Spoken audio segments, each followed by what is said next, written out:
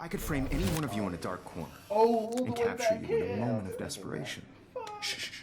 I believe Max has taken what you kids call a selfie.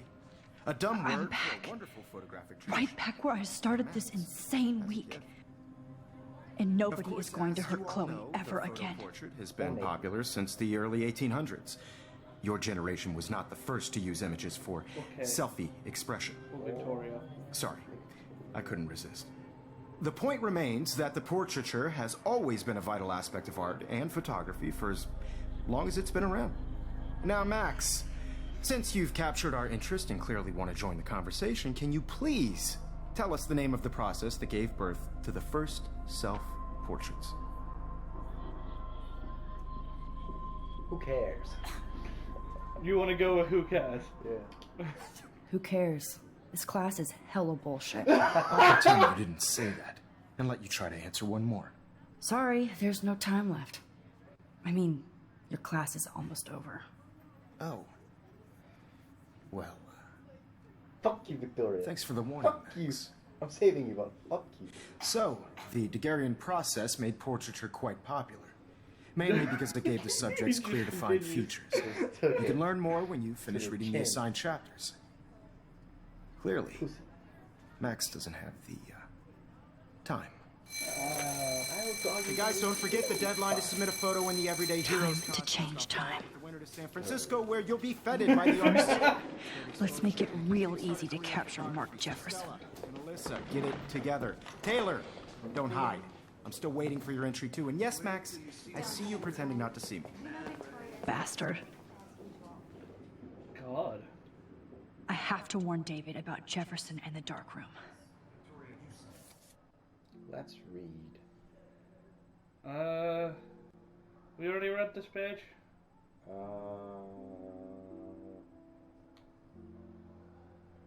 not sure. I mean, it's been so long since we've actually read them. Go back a page. Oh yes, we've read this page. Yeah. I don't think we've read this one.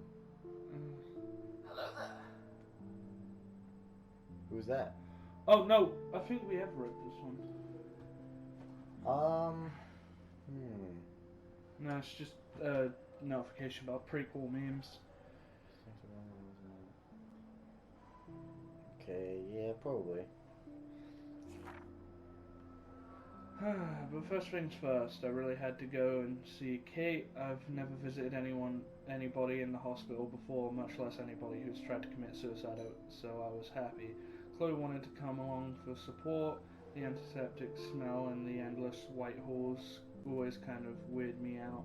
Or maybe I'm just protecting my own fear of mortality. When I saw Kate in her room, surrounded by cards and flowers and balloons, all I could think of was when I saw her last time on the roof. Her face so sad and sincere and helpless then, but now she had more life in her than I'd seen in a long time. I had no idea what to say to somebody in a situation like this. How are you after you almost jumped off the roof? But Kate's gentle spirit made it easy. I was overjoyed to see that she was drawing again and making plans for the future, including plans to get justice for what Nathan Prescott had done to her, or what I call revenge. So, after getting the inside info and assist from the other members of our team, Chloe and I made our way to the boys' dorm, aka Nathan's lair. Chloe stood guard out in the hall, and I stealthed my way into Nathan's room, and even though I've become a master spy and detective, I still get surprised by things I see or find, like Nathan's sleek expositionist bro cave. It was like walking... Expressionist. Okay. Walking from light to shadow in a single step. I swear I could feel the temperature drop. Ugh. The second I walked in, but then Nathan knows photography and he knows you have to keep the film and equipment chilled. I stole my instant film hoard in Miss Jefferson's classroom. Yeah, not a good idea. Yeah, he probably jacks up to those. Oh god. Speaking of cold stuff, Nathan's room was layered in creepy shit. That disturbing but impressive photos. All the evidence from his father's bullying. Probably the most important clue we could ever find. Nathan's phone. likely loaded with messages and mysteries. It's not a good thing that I've internalized spying and stealing so casually over the past week. Everyday hero, am I right? And that's when Nathan Prescott showed up. He looked so wild-eyed, out of control, that I felt a twinge of sympathy that he could clearly needed help. But then I remembered he was also an asshole and had been extremely dangerous to me, Chloe and Kate. So before I had to rewind, Warren entered the scene and my white knight headbutted Nathan in perfect playback. I couldn't believe it. Neither could Nathan. In fact, Warren literally did go ape all over Nathan's face. It wasn't cool, but my nerves were so fried from the week, and I was so over all the Blackwell bullies that I didn't try to stop Warren from beating Nathan into submission. Warren had his own issues to work out on Nathan. After that dawn brawl, Chloe and I headed to the beach to deal with Frank and see if we could get him to join us. I had to be careful and not get him all tweaked out. He was pretty pissed that someone had gotten into his RV and borrowed his account book. But once he saw that we didn't care about drugs or money, only Rachel, he mellowed out. All I could think was, I'm trying to get a drug dealer to help me find a missing girl. Incredibly, Frank actually agreed to help. He knows how naive and clueless we are, so I hope that our sincerity swayed him. I'm still unsure about him, and I can't be so naive not to keep my rewind guard up. I don't know much about him except that he sells drugs and has a wicked temper, and that he loved Rachel even more than his bean. Fucking hell. Ah, yes. He's Bean Boy. So we get to add another member of our team to our team, Booyah. Does anyone say Booyah these days? Booyah! Oh my god. My life feels so surreal at this point. I don't know how to react anymore, and I can't rewind time and space, but is it aging me before my own time and space? Am I learning things I shouldn't? Messing up too much shit, including my own history? Obviously, my nosebleeds and dizzy spells are a bad sign that I'm overusing my powers. But it's become almost part of my nature, or maybe a habit. Power corrupts? Not yet, I hope. I remember his famous episode of the original Star Trek, where Kirk has to go back in time and let the person he loves die, so the Nazis won't win the war. What kind of fucked up choice is that? What would have happened if I had not been in the school bathroom to save Chloe that day? But damn it, I was there, and thus I was supposed to be there. Destiny. And the fact that we were able to convince Frank to actually help us gives the most hope I've had in a while. Yes, Chloe and I were stupid to confront Frank like that, considering how he reacted before. But I didn't see how anyone could say he didn't really love Rachel Amber. He shouldn't have pulled a knife on Chloe though, and I don't like that he sells all those dangerous meds to teenagers, especially Nathan. He needs psychiatric supervision, not just baggies of pills. At least he won't be going to Frank again. I still don't know why Chloe or even Rachel would want to hang out with Frank, but I can't suss that out anymore. Maybe if I hadn't left town I'd be less judgmental. But now we have Nathan's phone, David's coordinates, Frank's account book, and a big board of clues, which brings us closer to finding Rachel Amber. Finally, so maybe the tide is finally turning, or time is finally turning. This is the moment where all the clues come together and we finally have a location outside of town that may lead us straight to Rachel Amber and beyond. After everything that happened with Frank, I had to convince Chloe to keep going forward with me, since I do feel we're at the end of the road, hopefully not the end of the world. But whatever anger Chloe has inside her that makes her so self-destructive is matched by her balls and bravery. yes, Chloe has gotten me nearly killed, but I know she would die for me, and I can't forget I put her in a wheelchair to slowly die in another reality.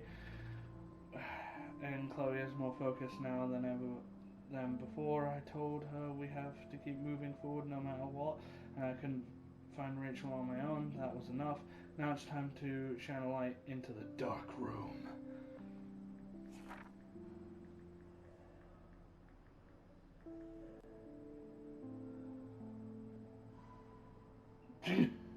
Personal information.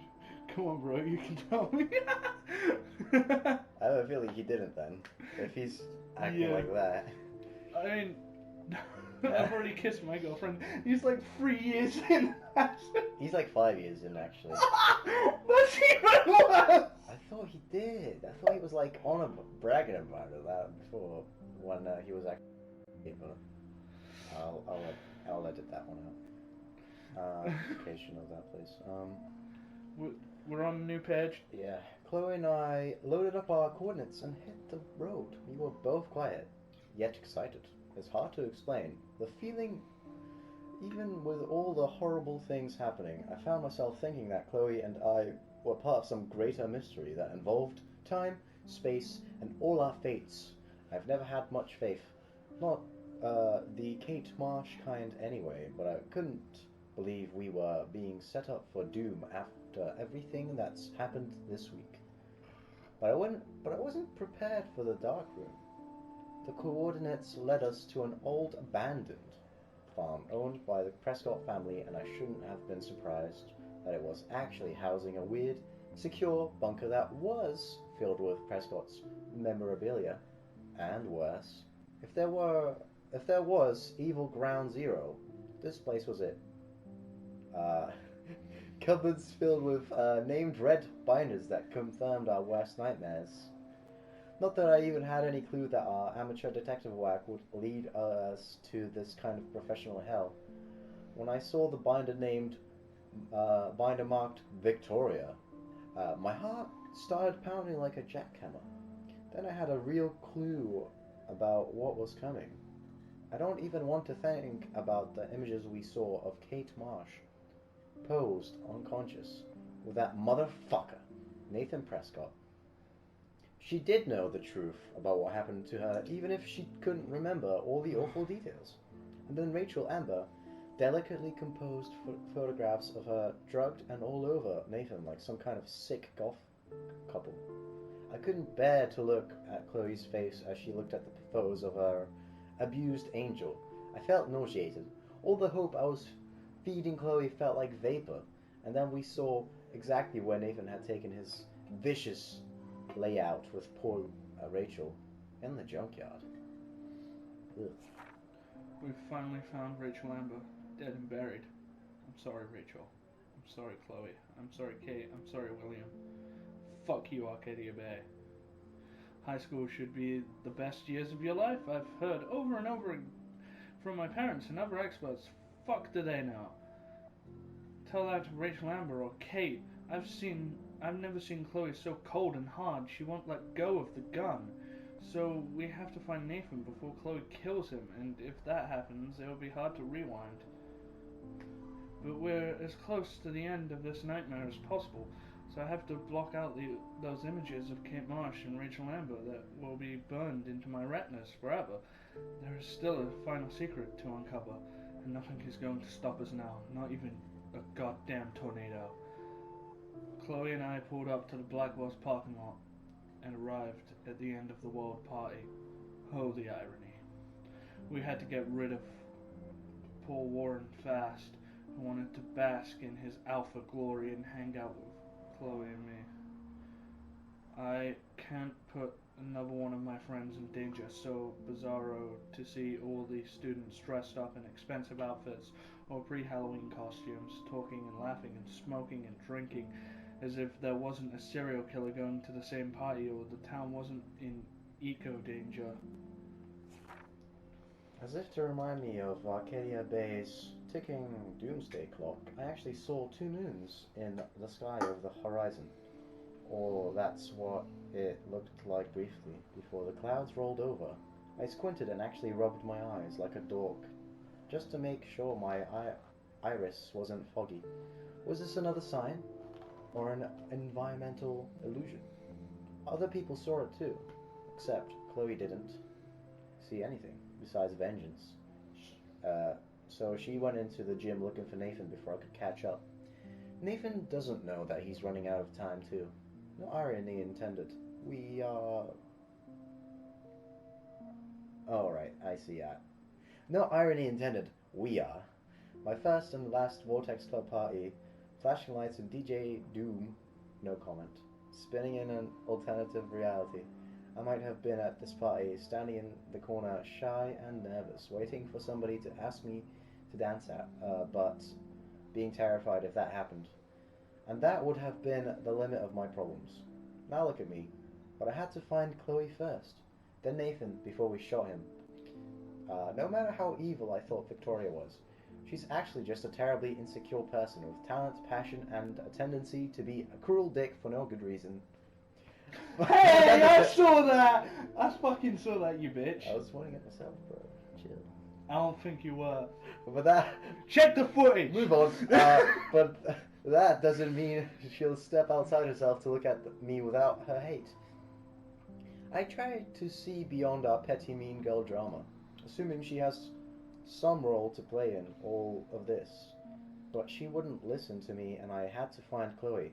So I just warned her and left, hoping the actual human being deep inside got the information and considered taking it seriously.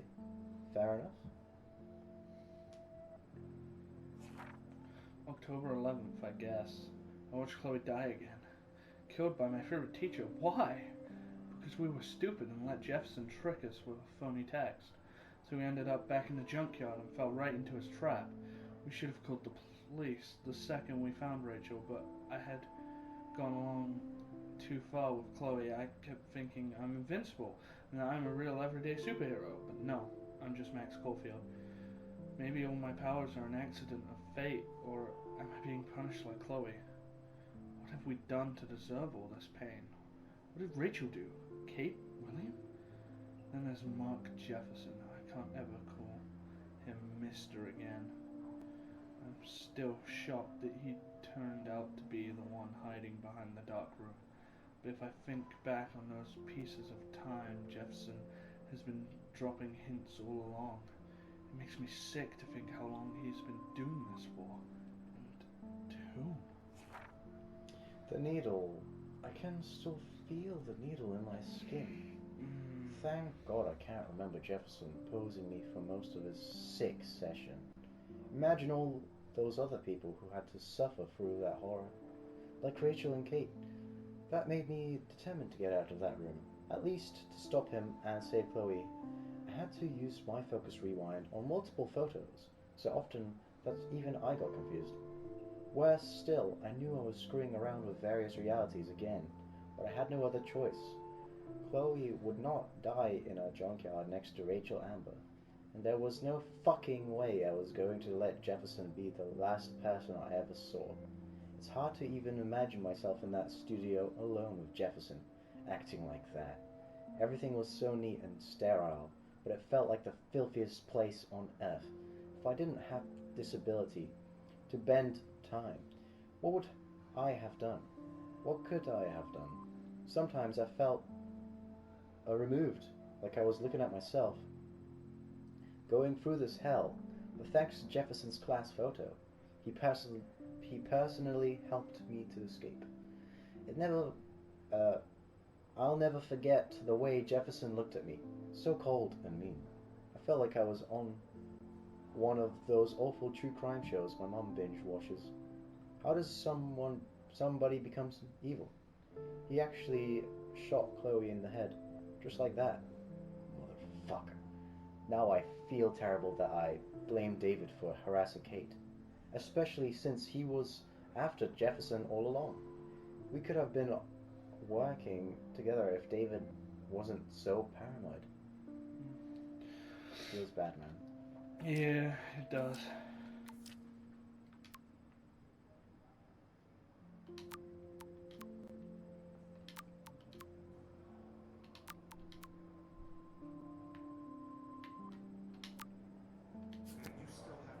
Yes. Even if you're submitting your